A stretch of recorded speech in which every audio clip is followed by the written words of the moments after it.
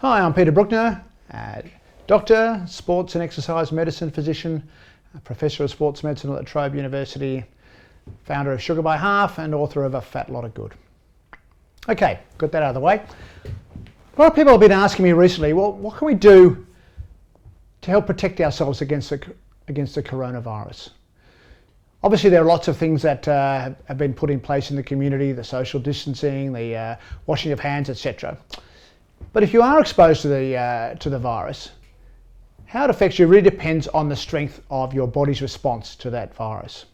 And we know that there are certain things that you can do in your lifestyle that can help fight that virus off.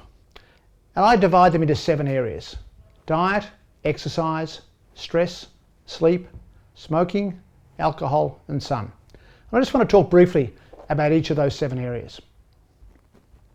Let's start with diet, because I think it's probably the most important thing.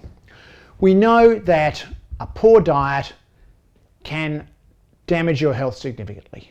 And what I'm talking about here specifically is a high sugar diet, a diet full of junk foods and ultra-processed foods.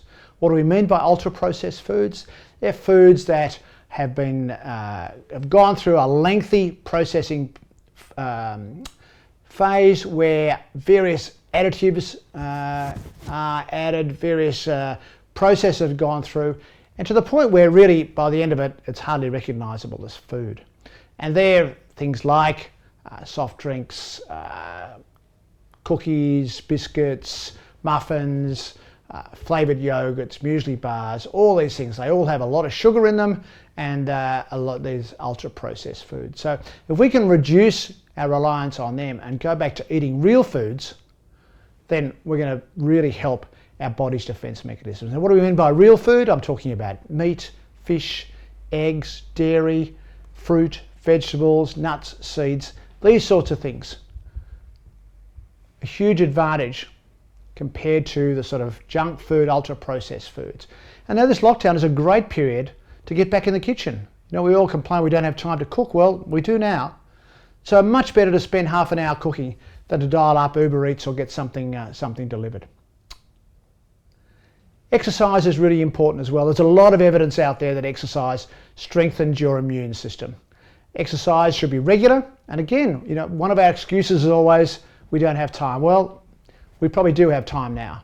And we're also desperate to get out of the house. So exercise has become very attractive.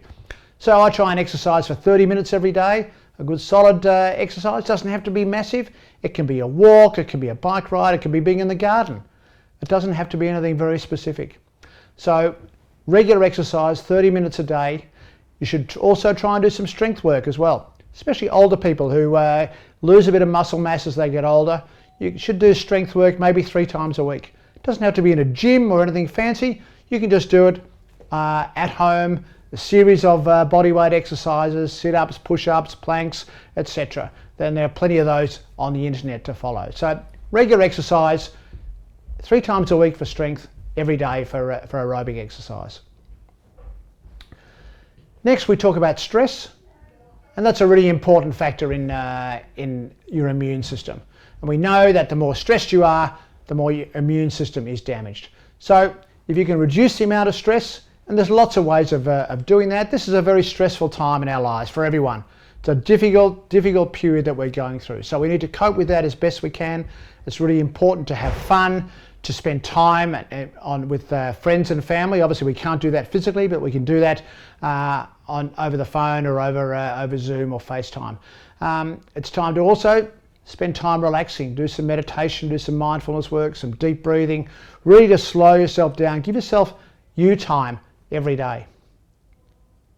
Sleep is also really important. And interestingly, the 3 previous factors, diet, exercise, and stress, can all affect your sleep. And we know that if you can get a good quality and quantity of sleep every night, that really helps your body recover from the previous day's activities. So make sleep a priority, get to bed a bit earlier, make sure your quality of sleep is good. If you have trouble sleeping, reduce the amount of coffee you have in the evening, reduce the amount of food you have late at night, reduce your screen time in the evening and so on, and just slow yourself down. Have a quiet time before you need to go to bed. Smoking is obviously a no-brainer, but it's amazing there are still 13% of Australians who smoke regularly. And now is a great time to give up. We know that people who get infected with coronavirus who are smokers don't do well. Obviously it's a respiratory virus, it affects your lungs, and if your lungs are already damaged from smoking, that's a bad combination. So it's a great time to quit smoking, get onto the quit line and look at ways in which you can quit smoking. Alcohol, well, I noticed that Dan Murphy's sales have gone up 30%. So obviously people are still drinking alcohol. You've just got to be a little bit careful in this period, again, because of boredom. Maybe we're a bit down, we're a bit anxious, a bit depressed. It's very easy to increase the amount that we're drinking. Now is not the time to increase the amount you're drinking. So have plenty of alcohol-free days. If you're going to drink, stick to a couple of drinks and you'll be much better off. Again, you'll sleep better, you'll be feel a lot more energetic and be a lot healthier. And last but not least, I want to talk about sunshine. It's a great time of the year. The sun is not too hot, but it's out pretty regularly. And we know that vitamin D in particular is an important factor in our immunity. And we know that the best way to boost your vitamin D levels is to get out in the sun. So I try and get out in the sun 20-30 minutes a day, lie out in the sun if I can. That's when I do my relaxation, my meditation and mindfulness, and combine the two.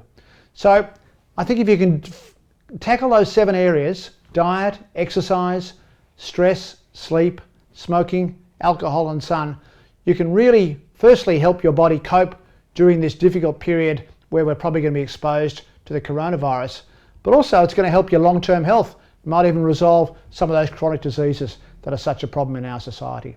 So get to it. Thanks.